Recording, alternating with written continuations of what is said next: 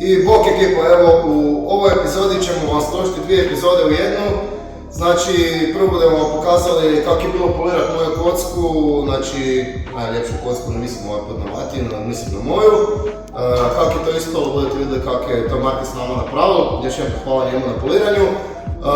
Isto tako, pobacit ćemo neki video od našeg grila, kako to izgleda kad mi napravimo grill. I Igor je došao po svoj E36 karavan, znači budete vidjeli koliko je konja izbacili, da li to uopće hoće zapaliti puno na kraju krajeva. Uživajte, ajde pop! Dobro jutro ekipa, evo nas u još jednoj epizodi. U ovoj epizodi je Marac s nama. Bok ekipa. Maraca se sjećate, ako se sjećate one njegove plave kocke koja je davno zaboravljena negdje skuplja prašinu. Ali mogu mi to reći da on to stajala van. Na sigurnoj lokaciji. Da, pa znam ja gdje je ta lokacija.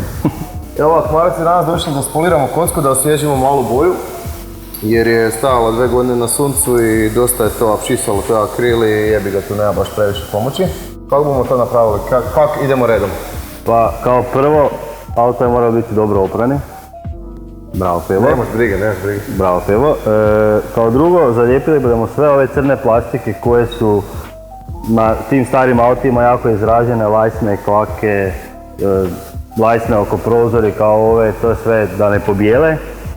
Drugi korak poliranja bude glina, znači da čistimo lak. Znači glina čisti lak od svih tih atmosferskih čestica koje padaju. Znači kočena, prašina i sve gluposti. Prašina bude tu od kočnica, najviše taj prednji dio, zadnji dio to. Znači očisti lak tako da nam ne smeta kod poliranja za spužvu, pastu i to sve. To se zove kemijska dekontaminacija. Ova je mehanička. To ćemo raditi ručno, kemijska je s nekom kemijom, ali opasnija je sad na tim autima da ovo sve ne nastrada kao te gume, plastike, lajsne i to ne. Dobro, kaj nakon toga? Nakon toga pa neko jednostavno poliranje samo da dobijemo sjaj jer ovak nije loša, postoje više toga ovoga. A kad je bilo nekorištena za te? Bila je nekorištena, garažirana, mažena, pažena. Normalno. Tako da neko jednostavno poliranje i to je to. Ok, ništa. To bude dobro. Idemo mi delati, ja ću pustiti timelapse, vidimo se s napretkom. Ajde bok. Ćao.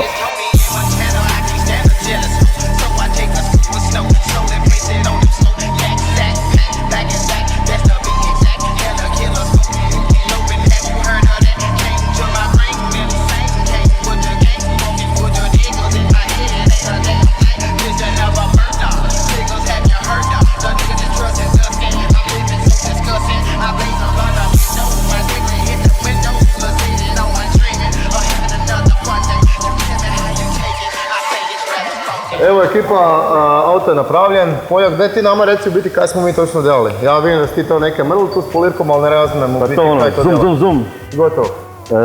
Presli smo ga s glinom, znači čistili smo lako smeća. Nekako lagano dvosmjerno poliranje s nekom grubljom pastom, poslije je išla finija za sjaj. U biti cilj je bil da maknemo ono mutno, da ga zasjajimo. Da, auto imam, bomo bacili par slika kako je auto izgledao prije. Bilo je dosta zmatiran na sunce, to je akril farba i one su podložne tome. Nema bezbojnog laka. Da, nema bezbojnog laka i nama je bilo biti cilj izvući sjaj, maknuti ove svirlove od pranja.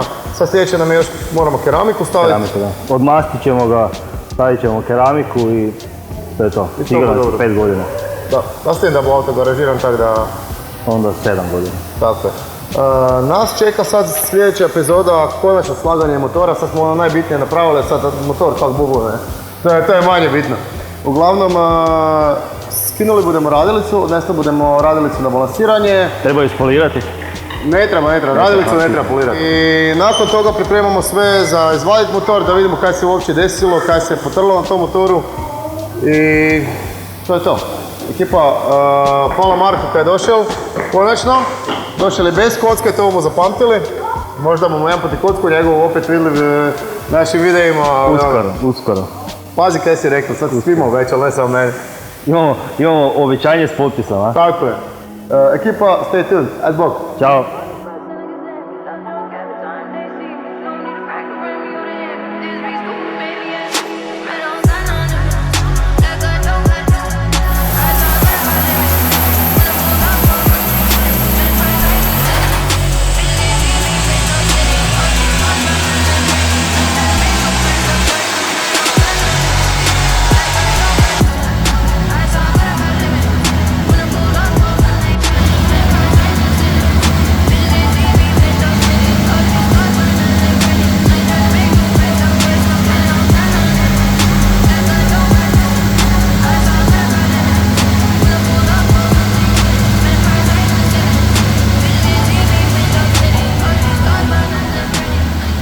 Bok ekipa, evo nas u drugom dijelu epizode sa Igorom. Bok. Kako si, Igore? Da, Igore, kako si? Bilo je bolje. A da? Da. Sad znaš Evo, kak je nama bilo. Da, evo, zadnji put ste vidjeli mene u jednom super izdanju, ali ovaj put je kroz Osijek gnjezdo preletio Igor. Tako da ja sam jučer bio relativno skuliran. Payback is a bitch. Imali smo jučer opet neki mini event u našem prostoru od udruge. A viš, popili smo pivo dvije. Da. 20. Da, i tako da evo, danas mogu ja malo pričati normalnije od razlike od zadnjih puta. Da, Evo, uglavnom, završili smo u međuvremenu auto. Matija bo rekao neke više o tom samom tunu i kako se auto ponaša. Matija, Da, zadnji puta smo već onak imali dobar feeling da će to sve skupa dobro funkcionirati. I funkcioniralo je to sve super. Jer pošto je Igor, kao bilo nas je strah da će turbo imati kasni spool na 1.8 ovom motoru i tak dalje. Međutim, on se dobro ponašao, Igor je granu to super napravio, ali, ima uvijek jedan ali, znači, auto ima rani relativno boost, ali na kraju, znači iznad 5000 okretaja, u top endu, dolazi do restrikcije, naravno. Koliko je ona dobra u nižim okretajima, toliko je fali flowa poslije. Da, toliko je fali flowa poslije i jednostavno većim okretajima postaje bottleneck i restrikcija nam sama. Tako da imali smo, izgledalo to super po grafu, ali na kraju pošto imamo sad jedan dip, naravno nas ograničava sa konjažom, boostom i tako dalje. Znači napravili smo run sa manjim boostom, koji je izgledao puno finije, naravno ali falilo malo konja. Onda smo počeli dizat boost, naravno Febo je vikao daj mu još, i još mu daj, i daj mu onda još. I kaj nisi dal, jesam, ali daj mu još i tako. Ništa se ne događa. Da, ništa se ne događa. Da pače samo suprotno. raste temperatura. Raste temperatura EGT-a i da pače suprotno, naravno. Smjesa sve ok, nema noka, nema ničega, graf pada i dalje dolje. Ne, ti dižeš više boosta, on ima manje konja na kraju. To ti je ono kad si overdjeć. Da. Znači imaš neku restrikciju. Da, i došli smo do te restrikcije, tako da brojke za sad izgledaju, nisu loše, izgledaju ok. 250 konja je neki prosjek. Danas smo napravili put nešto manje konja zbog toga što je vani 30 stupnjeva i odmah raste intake temperature. Da, intake temperature nam je se kretala iznad 50 plus. Febo je malo napravilo onaj tunerski tvoj trik. Life hack, da razljutiš sve ove Atmo tunere. I da, i tako dobijete 10 konja više. Da. Tako da koliko je nas god ta grana iznenadila šta se tiče njezinih performansa u nižim okretajima, toliko nam je naravno bila i negativno u smislu njezinog bottlenecka koje ćete vidjeti sad na grafu tu, o čemu ja pričam. Znači, grana super funkcionira, auto ima još relativno puno Nm, s obzirom da je to 1.8 i za taj boost koji ima, u nižim režimu rada od 4000 do 5000 okretaja, znači on već ima, na 5000 okretaja ima sad tu nekih 320-330 Nm u ovom ranu. I nakon toga ima neki mali plato, ali onda nakon toga počne drastično padat. Iako smo i podizali boost, još većim boostom padao je još više, još veći dip bio. Jednostavno nema flowa i gubi prevelika jednostavno restrikcija. Stoga sljedeća stvar koju Igor mora napraviti je poboljšati granu, definitivno neku drugu kombinaciju naći da bi zadržali taj plato Nm sa boostom ili bilo čime drugim i dobili naravno veliči rezultat konjaži. Jer sad nama nakon ovog tu dipa velikog pada Nm, naravno da i konji dalje prestaju rasti i oni padaju. A naravno da ako se nastavi ili barem zadrži mali trend Nm, onda naravno znamo šta očekujemo od konjaže da će biti tu negdje gore. Ne? Onda možemo...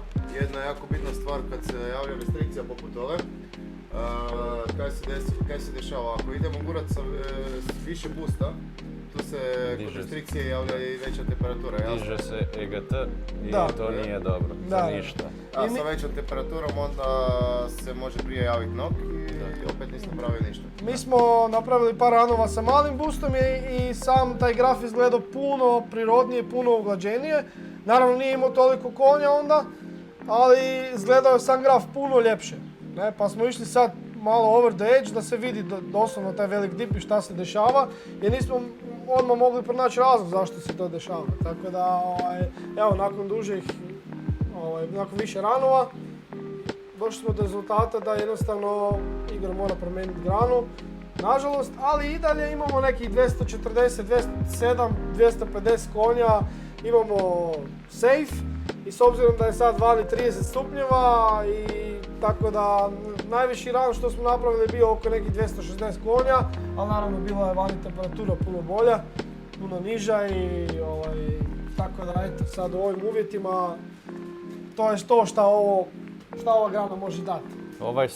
Za ovaj setup je to, tako da napravit ću drugu granu pa ćemo onda ponovo pokušati. Možda ću i intake manifold napraviti drugi, neku kombinaciju sa Hondinim intakeom od Honda S2 2000, pa ćemo vidjeti. Čekaj, da ćemo onda dići boost? Hoćemo. To te ja pitam konačno. Pa mislim, nije bilo smisla da dižemo boost kad je kad restrikcija. imamo restrikciju, tako je. I sad imamo 1,2 bara. Da. Mislim da je Westgate Spring tvoj unutra 0,8, da tak nešto. Da, već je dosta i boost ventil je već dosta nataktan, jer već smo na 85 duty cycla, tako da, šta ja znam, rado bi da ide više, ali treba ostati realan, kao što sam rekao, ja ne volim obećavati velike konje, jer, evo, baš iz ovakve situacija. Na početku izgleda sve fenomenalno, a ništa, kad završiš novu granu, onda će Febo dobiti njegov boost veći, a ti ćeš dobiti 300 konja, ja se nadam, evo. Tako da, to je to. Idemo sad palit gume. Treba promijeniti felge, pa možda neki mali burnout. Nešto malo. Ako hoće okrenut. Ako može. Tako da, to je to. Vidimo se sljedeći put. Ajde.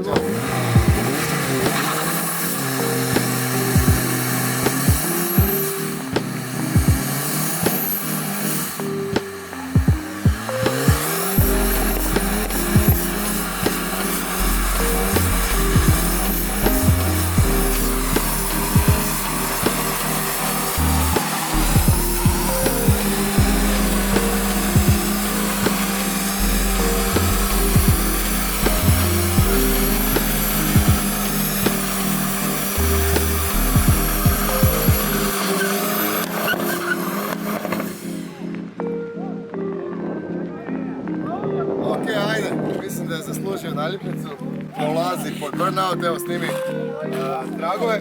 Sad kad dođe, sad ćemo ovo zalijepiti jer to može dobiti samo onaj koji prođe inicijaciju. To je to! Bravo, Astore!